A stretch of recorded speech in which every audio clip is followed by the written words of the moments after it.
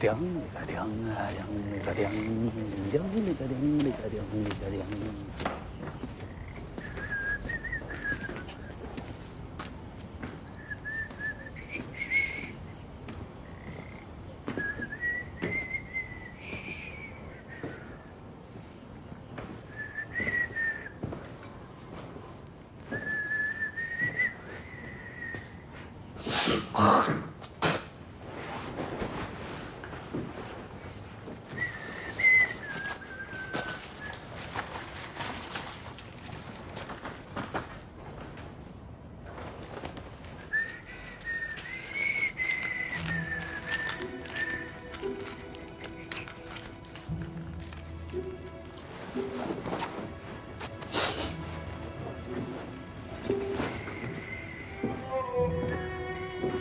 老板，哎，接个活。哦，哎，谢谢啊。哎，老板，哎，你看看这有电，你咋它就没电了呀？谁不说呢？你今天晚上就我们这一溜停电，晚上准备关门了。哦，看看，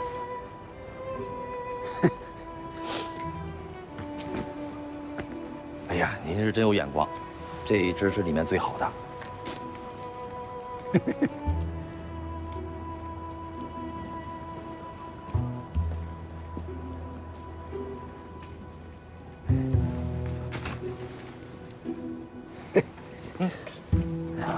老板呀，哎，这个多少钱？这个10块钱。我这是个闺女，爸爸出来得带个礼物回去不是？我也喜欢闺女。那6块吧，不能再贵了啊。行，给你啊。老板，别打了！搞什么东西啊？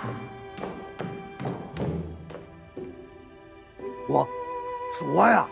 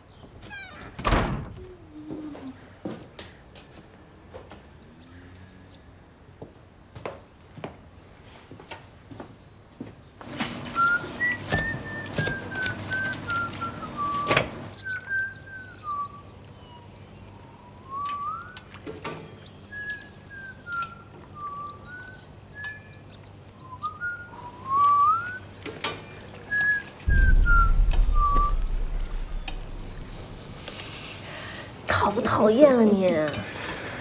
昨晚上都被你榨干了。哎，啊，给我打2个蛋，补一补。你看，哦，这还差不多啊。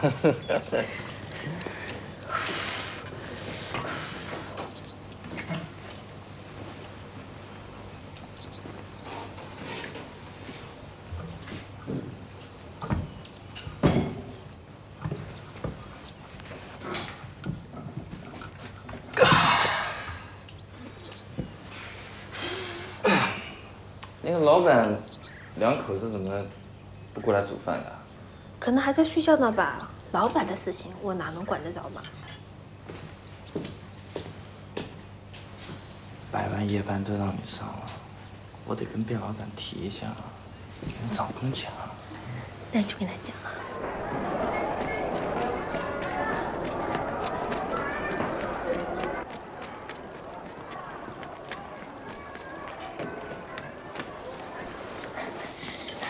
高阿姨，阿光迟到了，了，老师让我来叫他。行，去吧。来，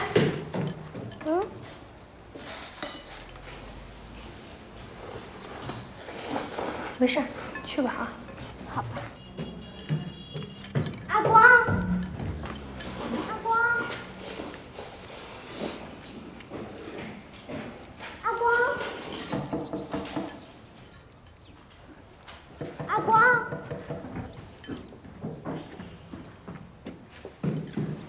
没人呀。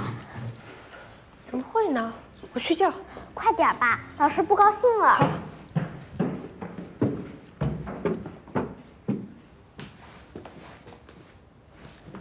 阿光，老板。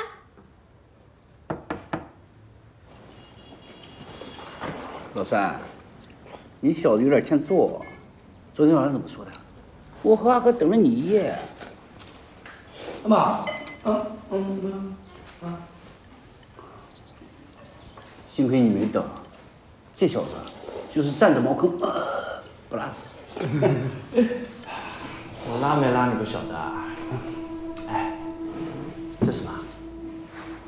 这什么？哎呦，你小子昨天晚上出了不少力嘛。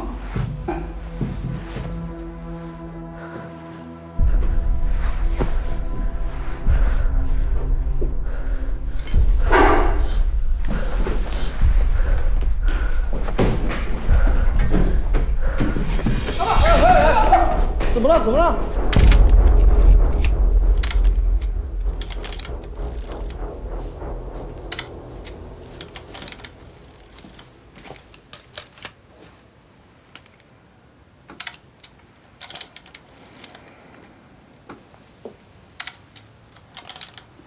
杜队，给再来个人掀下被子。别开，别开。别给他堵着，往后退，快走，走，往后退一点，往后退一点。走。小哥、小伟，你们把两头控制住，别让车进来了。行了，都别看了，往后退。哎，警察同志，他这样真的不用去医院吗？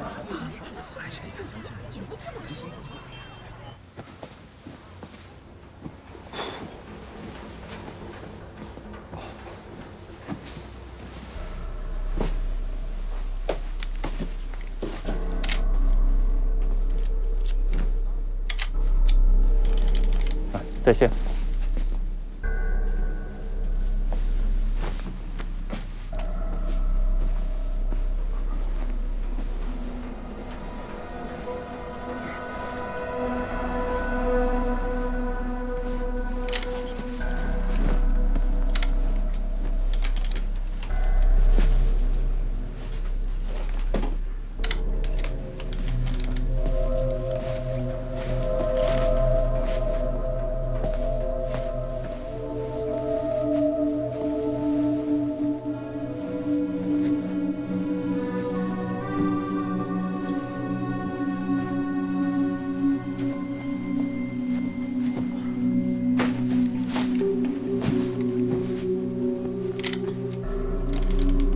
把最后一层掀开。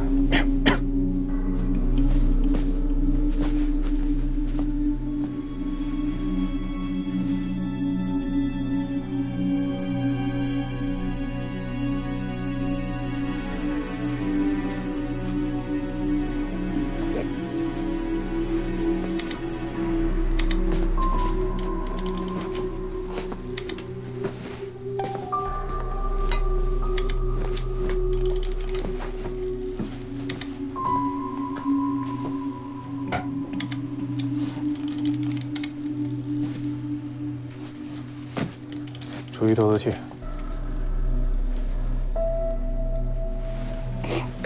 啊，没事。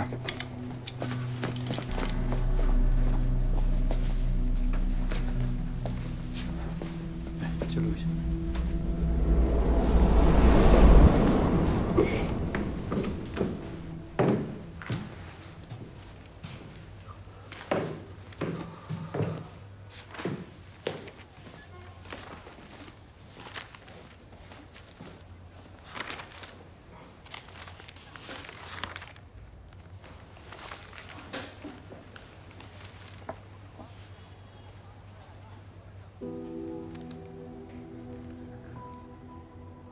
怎么还是这样啊？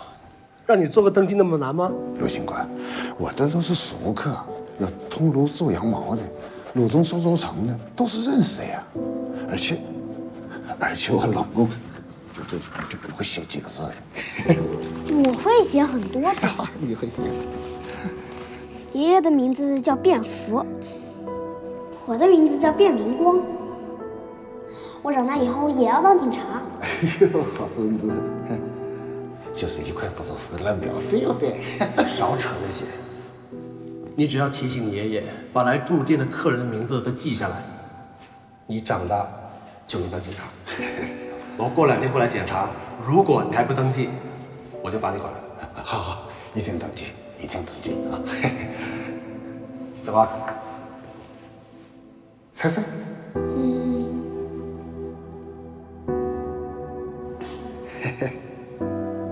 哎，嘿嘿。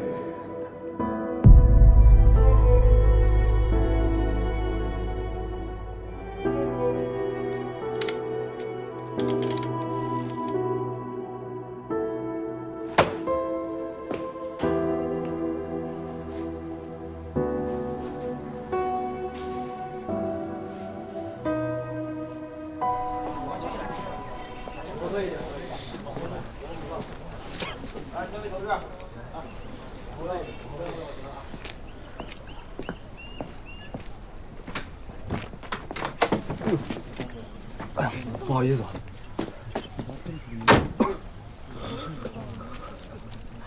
不会，谢谢。第一次，哇，刚从警校毕业，没见过真的现场。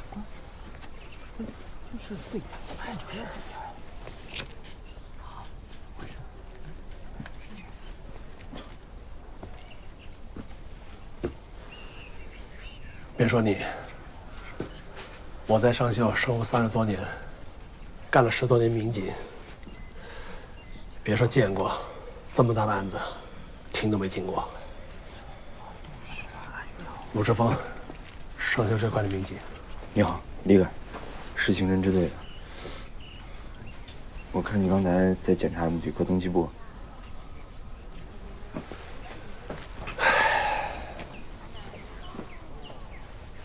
我前2天才打过招呼，让老板一定要做旅客登记，他就是不听。如果是有预谋作案，就算登记也不会写真名的。也可能是临时起意啊，在这住了2天，如果不是故意计划作案的话，入住第1天就很可能用真名登记了。这目击者挺多的。那旅店那毛家3兄弟和那个女服务员不都见过凶手吗？这个女服务员和嫌疑人打那么多次照面，硬是记不住他们长什么样。这每个人的记忆能力也不一样，而且他一开始也不知道那2个人就是凶手。哎，鲁哥，鲁哥，哎，别往里凑，绝有秩序。是不是老板杀了老板娘？不了解情况别瞎说。我怎么不了解情况？我昨天来抓赌的。老板娘找我举报的，说她男人在楼上私开赌场。你们是在便利抓的赌？对啊。进来。这赌子可不小啊。是，我已经上报了。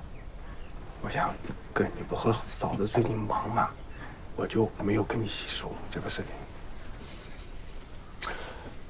这个2楼203住着2个人，你抓赌的时候看见了吗？哎，看到了。你见过？见过啊，我还和他们打过照面，问过话呢。那老板说他俩没赌嘛，我就没有管呀。啊，他俩杀的。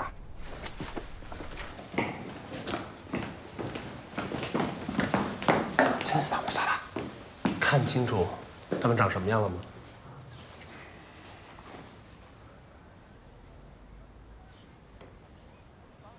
高一点的那个，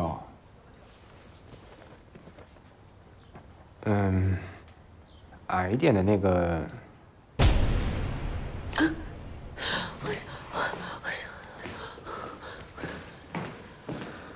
你是想起什么了吗？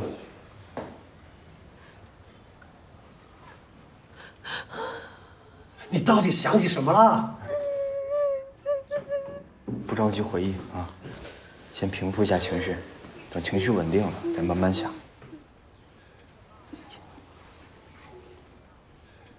你可别说了，什么话？你想说什么？不，说！我小陈那2个人是退房的，什么时候？昨天晚上。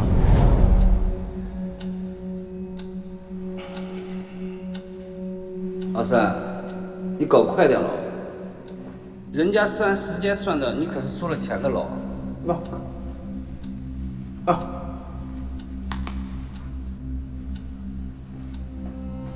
他最多12点半。那你们可能得等到后半夜了。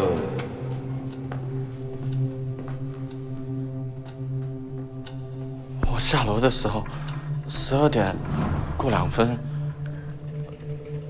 后面进他房间没有过多久，就听到外面走廊有人喊结账。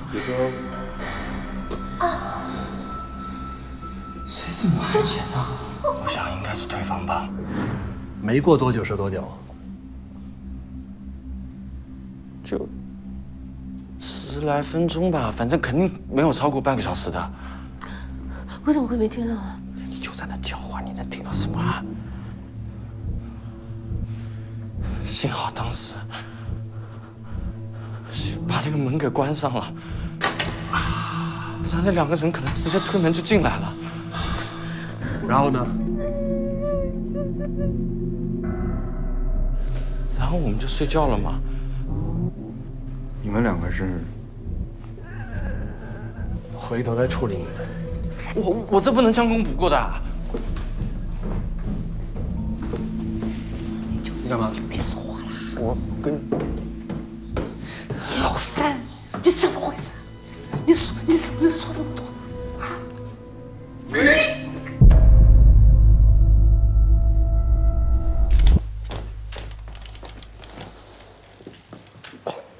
不对，根据3楼旅客毛老三回忆，2个嫌疑人应该是昨天晚上12点到12点半之间退的吧？他怎么知道的？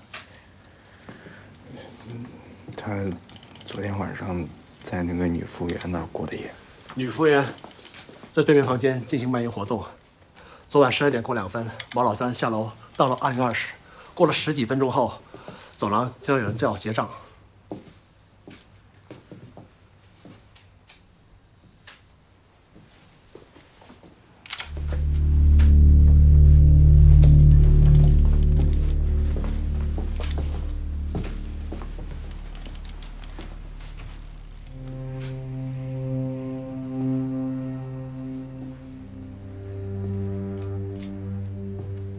部队，帮忙翻个身。哦。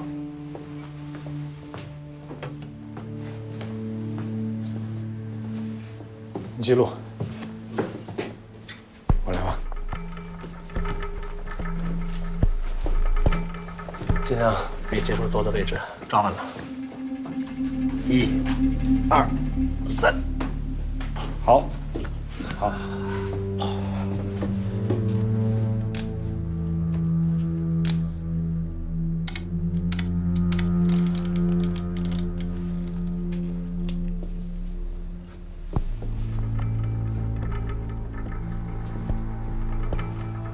陆队，死亡时间确认是昨天晚上11点到凌晨2点之间。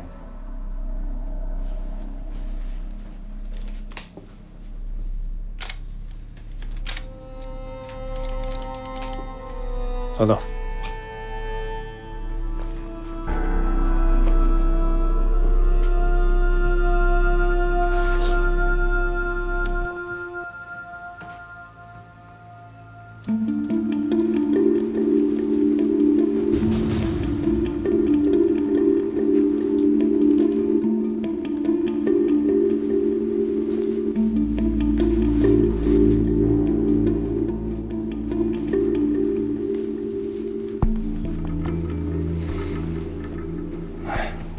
所有地方都搜到了，就差这儿了。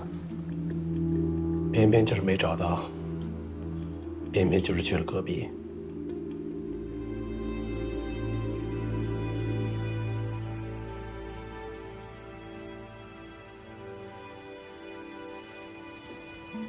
方委图。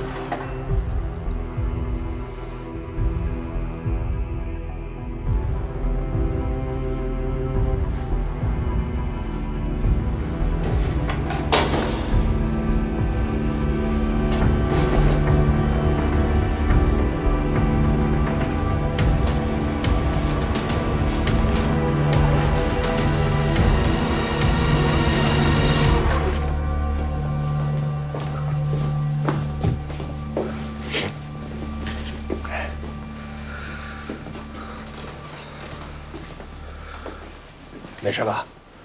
啊，没事。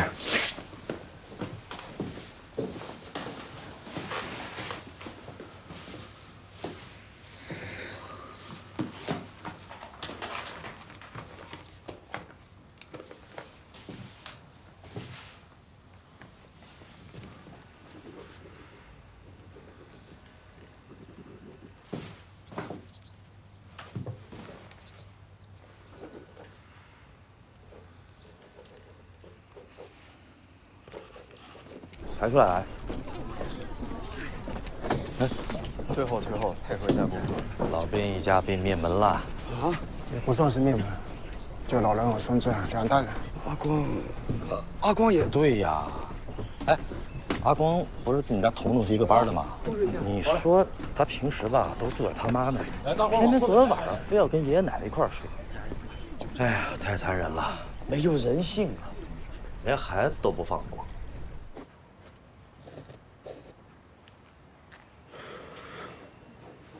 怎么样？差不多了。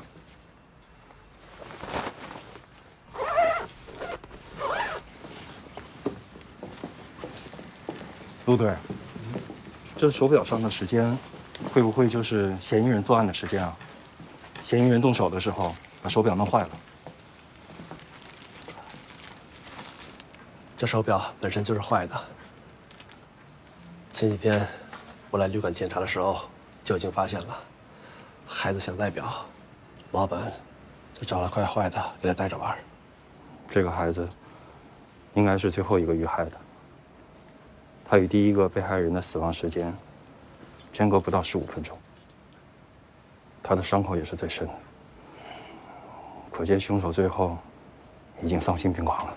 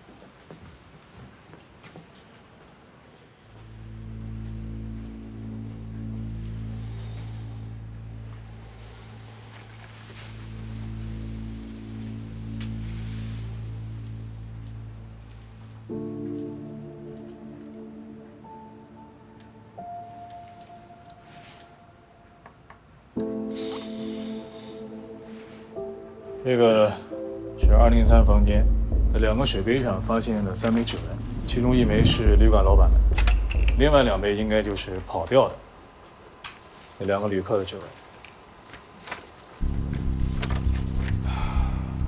地上的烟头是盛唐牌香烟，只在皖南地区出售，这是一个重要线索。很可能2个人刚从皖南来上秀，身上的烟应该还没抽完。这是在201房间的一条裤子上面找到的鞋印，啊，纹路很特殊，是一枚比较少见的鞋印。根据所有现场情况推测，作案过程如下：2个凶手的本意是劫财，他们先杀害了203房间同屋的鲁东旅客吴锡高，翻找了他挂在床边的衣服、裤子以及床底下的包，之后去201房间，以结账为理由，将老板便服诱骗至203房间进行逼问，杀死便服后，再次返回201房间，再次行凶，继续翻找财物。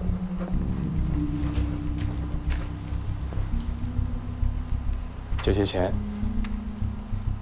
藏在第1名死者吴锡高的内裤里，里面共有4700元钱。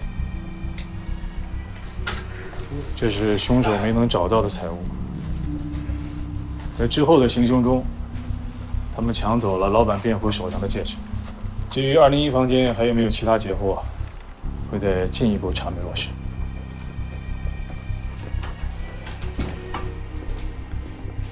画像专家来了没有？到了。专案组就近在上秀丝绸厂协调了临时用地，主要目击者都已经召集过去。至于死者家属方面，还在持续问话，寻找任何可能是仇杀的线索。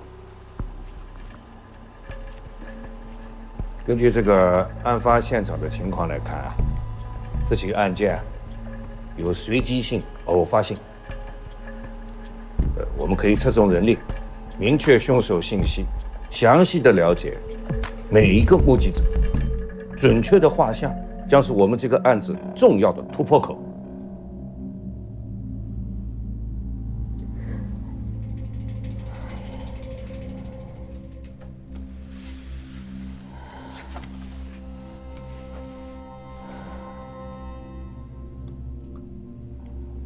是有2个人来买过，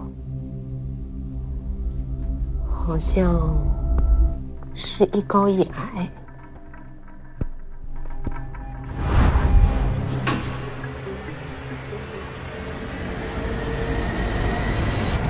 人跟你买榔头绳索，人长什么样你也不看看，卖砍刀和卖邮具的都有呀。有没有听说谁拿去杀人了呀？杀人犯啊！我们打牌的时候，那2个就站在门口啊。我们打牌的时候门口有站过人的，还在你后面那个床上坐了很久啊。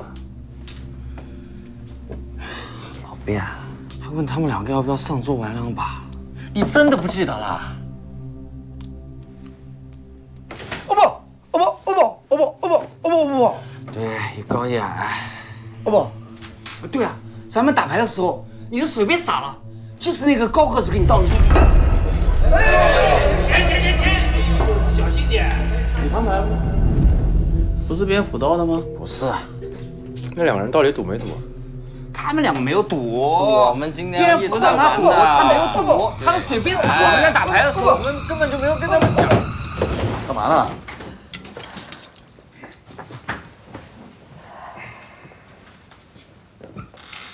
大家耐心一点啊，不要相互交流，不要相互影响。谁先来？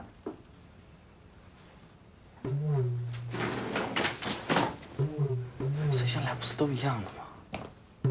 安静点啊！你和他们打过几次照面？就头天晚上见过1次。我们当时在打牌，他们2个就上来凑热闹，晃了一眼嘛就下去了。现在想想嘛，他们有可能在打那个桌子上钞票的主意啊。我那眼睛直勾勾的。什么样的眼睛？眼睛不都是圆的吗？不，他说是鱼泡眼睛，这是不对的。你见都没有见过，别瞎说。我一直在回想，我已经想得8、9不离10了。高个子是长方脸，长中带方；矮个子是圆脸，没有圆到饼啊。那五官呢？主要是那个高个子啊，他低着头，帽子一直挡他的脸，我实在是看不清。那你还记得他那帽子是什么样吗？都没戴帽子吧？他那个帽子啊，那个图案是方格的，鸭舌帽，蓝色的，这一点我是可以确认的。你还记得那个没戴帽子的那个人的发型有什么特征没有？矮个子头发有点自来卷的。我们得说的是一样的才有用。不，你能不能让我看一眼你画的什么？你是跟他们见过最多面的，他们在旅馆住了2天，你肯定是不止1次看清楚过，所以不着急啊，我们慢慢想。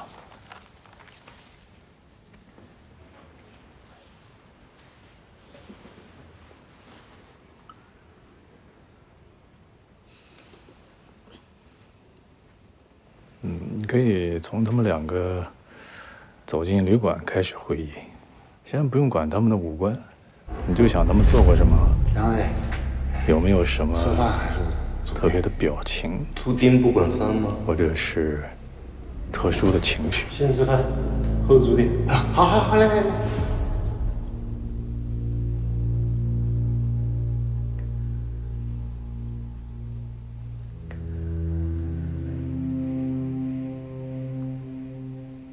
前天晚上，他们到店里面说先切饭后煮定，我就给他们点菜。两位看看吃点什么？或者矮的很兴，很不高兴。下2碗面就行。给他点菜，他也不好好讲话。后来是锅子高的点的菜，是菜肉丝、整条鱼。他点的淮安公酒，再来杯淮安公。我就是皖南的，我们那许多人来上校打工，他们都喜欢喝淮安公酒。我就问他们是不是皖南的，结果锅子高的还不高兴呢，反过来问我，只有皖南的才喝淮安公嘛？啊，我就走了。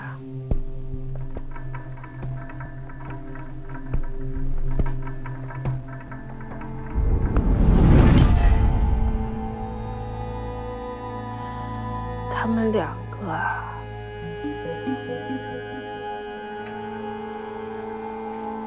一个薄嘴皮，一个厚嘴皮。个子矮的是厚嘴皮，个子高的上嘴皮薄，下嘴皮厚。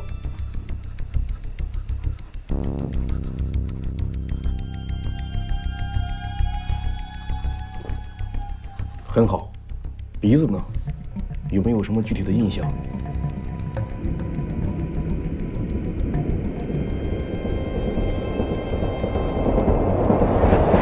是这个鼻梁是高是低啊？鼻头是宽还是窄？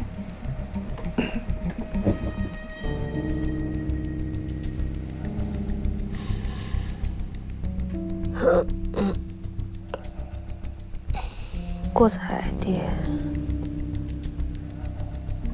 是个肉鼻子，个子高的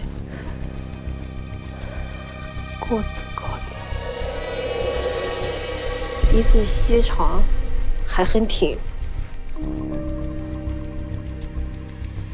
眼睛呢？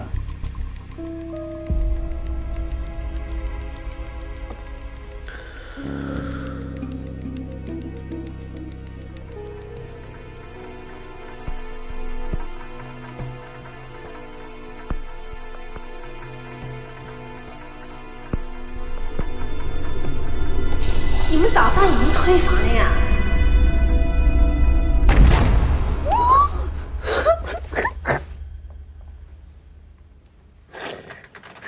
他这个眼睛被帽子挡住了，我实在是没有看见。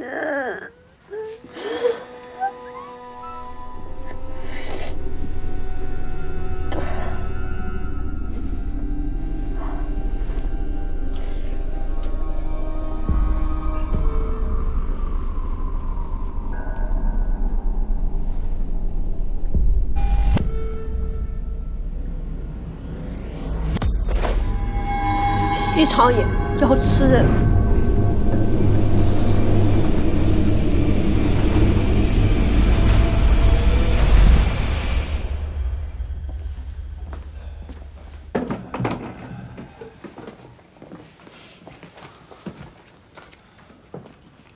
来，杨伟，进来看一眼。哦不，像，特别像。确定？有9分像了。应该是像的，至少这个蓝色格子鸭舌帽，我是可以肯定的。专家老师，辛苦了。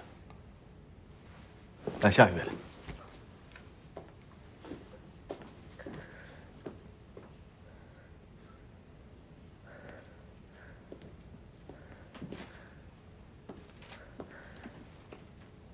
这是个子矮的，这是个子高的。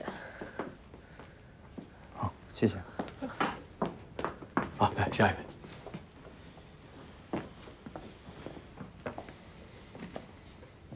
哦，是这两个人啊。那我应该是有印象的。你不着急，再好好想想。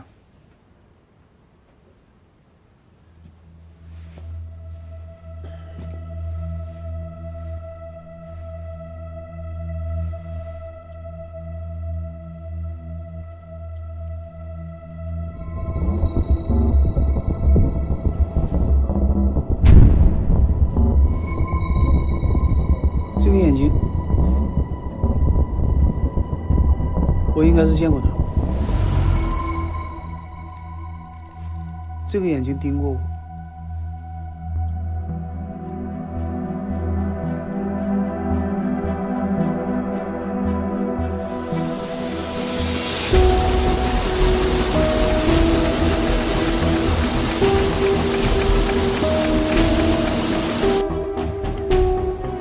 哎，报警电话怎么是6位数啊？不是110吗？知道啊。你说就是上秀的船，哎，对，下了国道通庄街那个。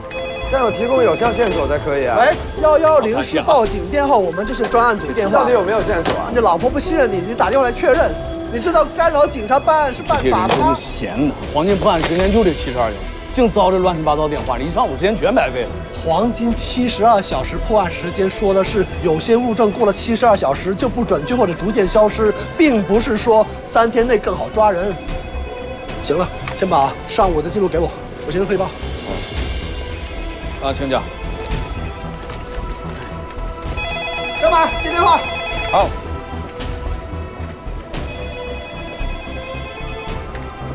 哎，喂，你好，专案组，在哪？什么时间？啊，谢谢你的协助。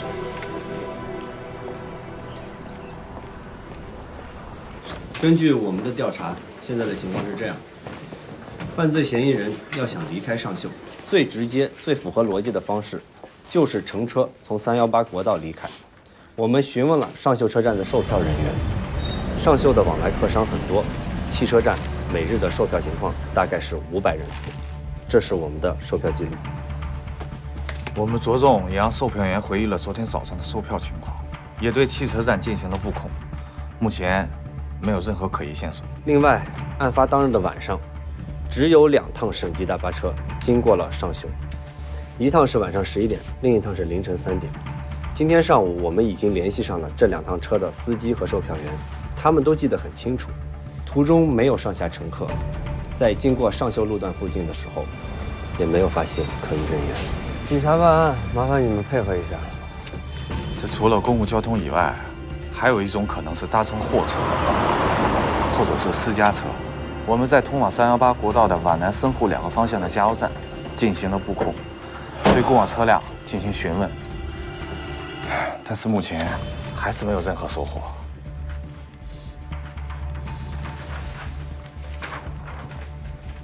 除了乘车之外，我们也考虑了嫌疑人步行离开的可能性。现在距离案发时间30个小时，这个红圈范围就是步行有可能到达的区域。所以这一大圈跑下来，不排除还有另外一种可能性：犯罪嫌疑人还在上秀。要是这样，那就太好了。不排除嫌疑人因为某些原因还留在上秀，但是可能性不大。留下来对犯罪嫌疑人来说，风险太高了。小鲁啊，你们热线电话那边情况怎么样？电话打进来特别多，有问案情的，有问悬赏的，你们看一下。真正有用的线索一个都没有。群众关心是件好事情，但是要慎重鉴别群众提供的线索，不能有疏忽和遗漏。明白。你们几个也是一样的啊。调查的全程当中要带好画像，多借助群众的力量。明白。笨子，你跟小龙继续盘查周边村落。好的，陆队。阿伦，去残次车间准备一下。是。那我去铁通那边。陆队，这是要扩大搜索范围吗？我对上秀这一带特别的熟悉。小鲁啊，来。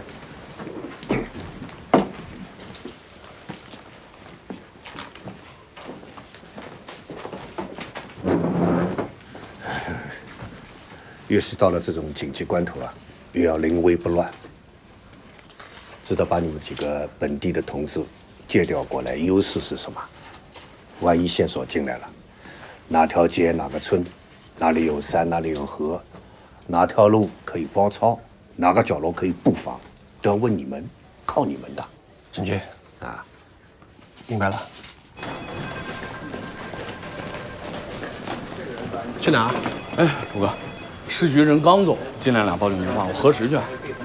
哪儿有戏吗？反正他们2个人都说见过画像上的人，这不一个爱穿童装，一个古玩街。哎，鲁哥，要不你去吧，正好离家近，回趟家。回家干嘛？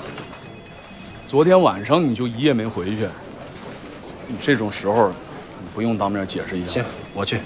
你记这儿写。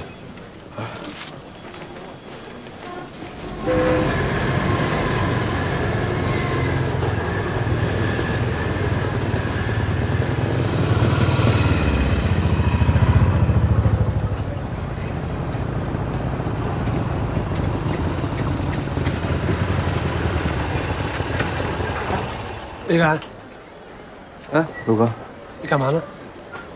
哦，这手指给粘上了。谁叫你用这个贴的呀？我那胶水给用完了，前面就只能买到5辆。上车吧。啊？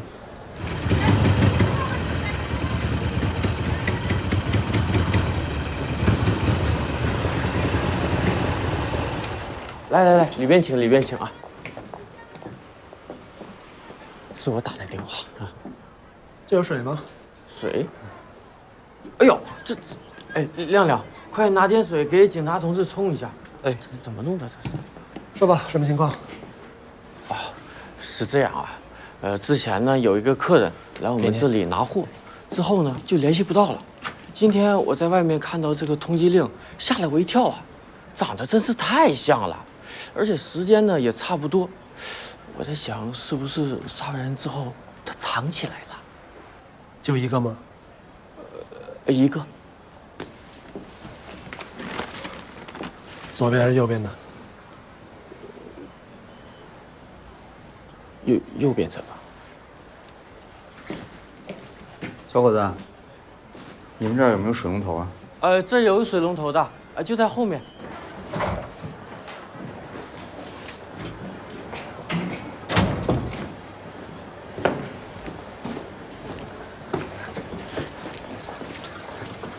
这个没事，我用这个就行。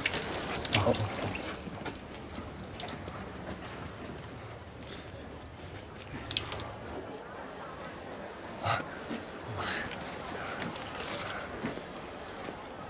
你老板是不是撒谎了？我告诉你啊，报假警也是犯法的。你要是知情不报，也会受到相应的处罚。我给你一次机会。跟通缉令上的人像吗？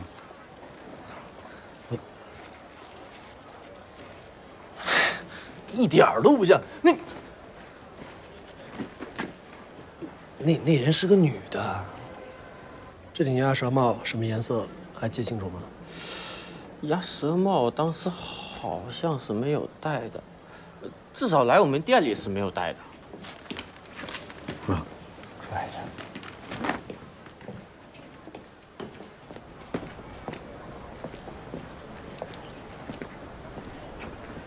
小伙子跟我说了，老板撒谎了。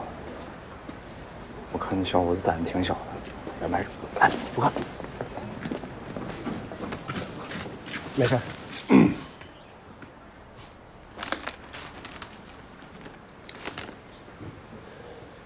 你再好好想想，你说的人跟这纸上的像不像？哎呀，我都说过多少次了，像的呀。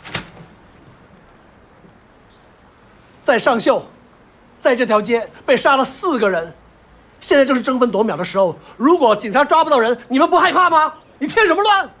什么叫添乱呢？啊，是你们让大家积极的提供线索，那我哪知道哪些线索是有用，哪些是没有用的？我总不能知情不报吧？我好心好意的给你们打电话，你们还骂上人了。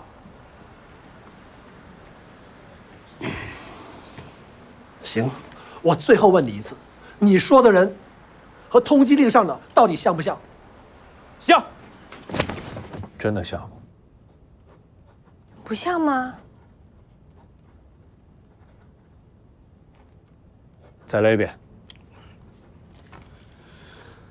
炒一个小菜肉丝，整条鱼，再要一瓶淮安贡酒。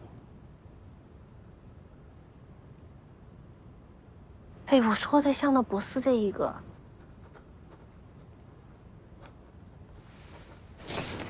哎，出来了。同志们，我们得再来一遍。还要搞一遍？那耽误什么？麻烦你们按照刚才的顺序再排一下队。来，搞快点吧，搞快点吧。感谢大家的配合啊！警察同志，我还有好多事情没干。辛苦一下，辛苦一下，来。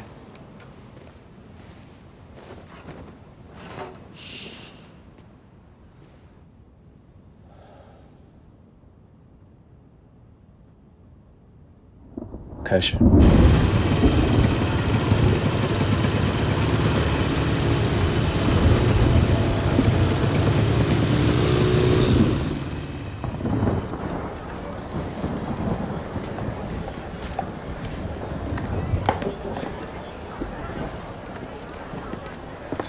文文博，是你打的举报电话？怎么是你过来的呀？哎，婉俊他一个人，他能忙得过来啊？这么大的案子，有什么办法？文文博，从小看我长大的。昨天下午啊，有2个人在这边逛街，看到我这个摊子上都是戒指啊，哎，就跟我问价来了。戒指？啊，就是这些，然后他们就问我晚上收不收摊，几点出摊。他们不像是要买的，更像是要卖的。我当时呢也没当回事情，直到今天中午啊，看到你们贴出来那个通缉令，吓了我一跳。这2个人啊，跟那画像上长得很像，哎，一高一矮，2个外地人，我就马上给你们打电话了。您看一下，哪个高哪个矮？这个高，这个。哎，虽然没有戴这种鸭舌帽子嘛，但是就是这么瘦，尤其是这个眼睛啊，黑眼圈子，太像了。就这个，你也有印象吗？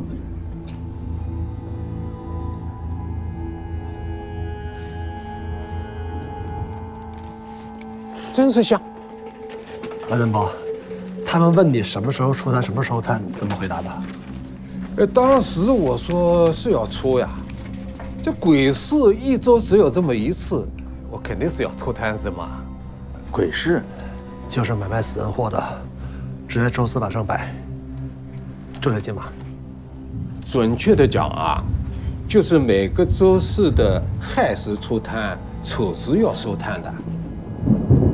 这个老话常讲，死人身上带的那个，往活人身上套，你觉得吉利吗？哎呀，你不用害怕，这些都不是的，这些不是的。那编辑老板的戒指不就是？文文博，今晚上还摆摊吗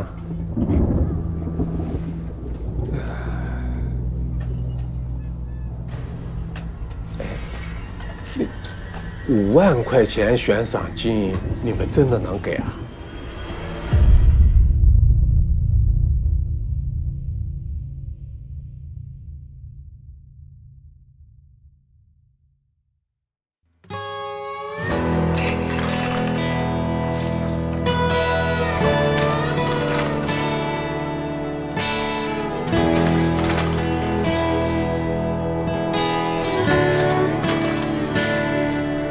望不穿，